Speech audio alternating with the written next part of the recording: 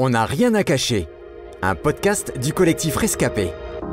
Bonjour Sarah. Bonjour Hélène. Tout d'abord, merci d'avoir accepté de répondre à mes questions dans le cadre de notre podcast On n'a rien à cacher, spécial Podcastons. Et si tu es l'invité de ce nouvel épisode, c'est parce que tu es une maman et une femme hors du commun. Avec l'aide de ton mari, vous avez en effet décidé de créer un lieu de vie plein d'espérance à Romans-sur-Isère, dans la Drôme. Mais avant d'en dire plus sur cette association extraordinaire, Sarah, peux-tu me dire quel âge tu as et quel est ton cursus professionnel ? Alors j'ai 38 ans et de formation je suis éducatrice spécialisée. À ce jour, combien d'enfants avez-vous à charge ? Alors au lieu de vie l'Espérance, il y a 2 maisons. Il y a une grande maison où vivent une dizaine d'enfants et une petite maison où vivent 3 enfants. Et dans la grande maison, nos 6 enfants vivent avec nous. Alors, quel est de manière générale le profil, si je puis dire, des enfants que vous accueillez ? Alors les enfants qu'on accueille, ils peuvent avoir de 3 à 21 ans. Et c'est des enfants qui sont donc placés par le juge des enfants, mais notre projet il est tourné vers les enfants qui sont en situation de handicap. C'est des enfants qui ne peuvent pas vivre au domicile de leurs parents pour un temps plus ou moins long. Enfin, il n'y a aucune situation où les enfants sont placés pour la même raison. Chaque situation est vraiment singulière. Nous, notre but principal, c'est qu'un jour, ils puissent rentrer chez eux. Mais dans le cas où ils pourront malheureusement jamais rentrer chez eux, notre premier objectif pour ces enfants, c'est qu'ils puissent atteindre l'autonomie maximum. Sarah, dis-moi, pourquoi cette idée de créer un lieu de vie différent des maisons d'enfants à caractère social classique qu'on appelle communément MEX ? J'étais en formation d'éducatrice spécialisée. Je venais d'avoir notre premier enfant, Timéo, et je dois effectuer mon premier stage. Et ce stage, je le fais dans une maison d'enfants à caractère social, en foyer. Et il y a 80 enfants dans la même maison. Et là, je me dis que c'est compliqué, que les conditions pour qu'ils puissent grandir de façon respectueuse ne sont pas toujours réunies. Et il y a une deuxième problématique, c'est qu'au milieu de ces 80 enfants, il y a une petite fille qui est en situation de handicap. Et là, je me rends compte qu'en fait, il n'y a pas vraiment de lieu qui est adapté aux enfants placés et porteurs de handicap. Et ton mari dans tout ça, Sarah ?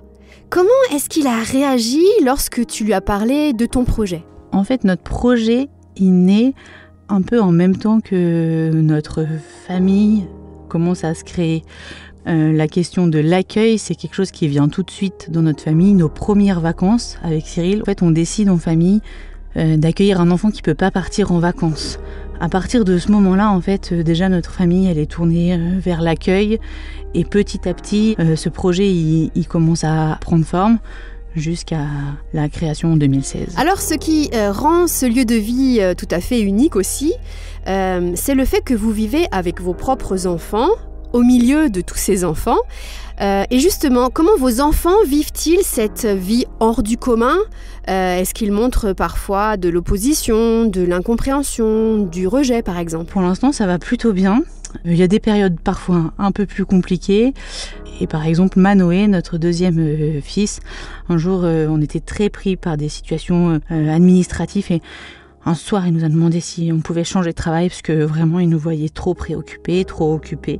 Donc, on lui a expliqué que si on changeait de travail, les enfants qui vivaient avec nous allaient devoir partir parce qu'en fait, c'était notre travail.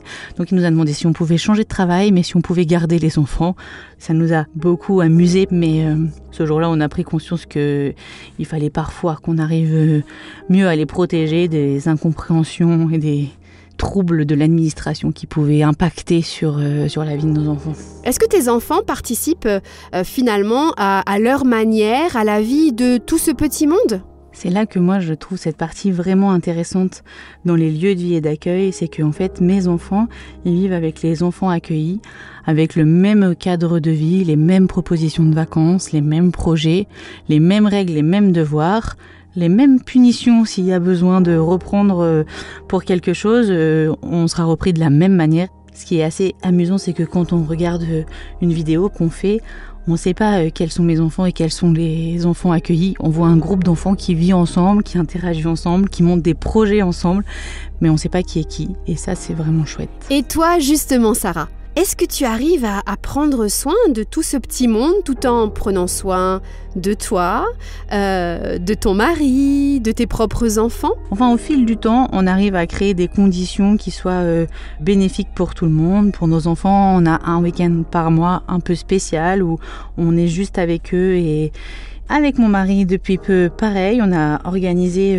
à l'avance sur l'année des temps en couple et où on se retrouve que tous les deux. Honnêtement, est-ce qu'il t'est déjà arrivé de te sentir épuisée, à la limite de vouloir tout plaquer, et si oui, est-ce que tu as eu autour de toi des personnes relais qui t'ont soulagée ou qui t'ont aidé à tenir le coup ? Alors ça nous est déjà arrivé. Ce qui est le plus épuisant, c'est pas de vivre avec une dizaine, voire parfois une quinzaine d'enfants au quotidien, du lever au coucher. C'est les contraintes administratives, c'est de travailler avec plein d'autres partenaires, de faire en sorte que les droits des familles, les droits des enfants, les droits des parents soient respectés. Et ça, c'est le côté parfois épuisant. Et c'est là que l'idée de travailler en équipe est chouette, parce que du coup, on a une chouette équipe qui parfois nous a dit « Bon, allez là, stop, vous avez tout donné. On prend le relais, allez faire un tour, allez marcher, allez manger ensemble, prenez un week-end avec vos enfants, on vous remplace. » Et hop, c'est reparti, on y retourne. Et finalement, on n'a pas du tout envie de changer un millimètre de notre quotidien. Votre association s'appelle Lieu de vie l'Espérance. Pourquoi ce nom ? Quand on a créé notre association, l'idée c'était d'avoir beaucoup d'espoir pour chacun des enfants qu'on allait accueillir. Et c'est d'une part pour ça qu'on a choisi d'appeler notre maison le lieu de vie l'Espérance. Et l'autre raison, c'est qu'on est une famille chrétienne et que pour nous, l'espérance, ça veut dire beaucoup. On trouvait ça incroyable que ce mot puisse être utilisé dans la création de notre maison. Je crois qu'il y a une 50aine d'enfants qui sont passés par chez nous depuis la création. Ce que je trouve incroyable, c'est que de tous, on a des nouvelles. Ils nous rappellent 3 jours, 3 mois, 3 ans après être passés. Ils nous racontent comment ils vont. Quand on a des nouvelles, quand ils nous rappellent, pour nous, c'est vraiment, vraiment touchant. Qu'aimerais-tu dire à ceux qui auraient envie de vous aider, par exemple, ou celles et ceux qui hésitent à se lancer dans un projet similaire au vôtre ? Chez nous, il y a une devise qui est « impossible n'est pas l'espérance ». C'est une de mes collègues qui l'a inventée. Moi, j'ai arrêté l'école en cours de terminale, j'ai même pas un bac, mais par plein de petites astuces, j'ai réussi à aller jusqu'à la formation de chef d'établissement dans le secteur médico-social. Tout est possible si on y met un peu d'énergie, d'organisation et de peps, je sais pas comment dire ça différemment. Et pour ceux qui aimeraient nous aider, je les invite à aller voir notre site internet, à regarder tout ce qu'on fait, et s'ils ont des idées ou s'ils ont envie de venir nous rencontrer, nous on aime beaucoup recevoir les gens et parler de ce qu'on fait. Pour finir, j'aimerais te proposer de t'adresser aux parents d'enfants handicapés, parce que toi aussi, tu es maman d'enfants handicapés. Qu'est-ce que tu aimerais leur dire ? Parce que souvent, ils se sentent seuls et impuissants. La seule chose que j'ai envie de dire, c'est que il ne faut pas hésiter à s'entourer, à en parler et à se renseigner, à chercher des gens qui peuvent accompagner avec les parents la différence, le handicap, et que c'est un sacré challenge, mais que c'est quand même très enrichissant au quotidien. Merci infiniment, Sarah. Merci à vous. C'était On n'a rien à cacher, un podcast du collectif Rescapé, produit par Trésor Média.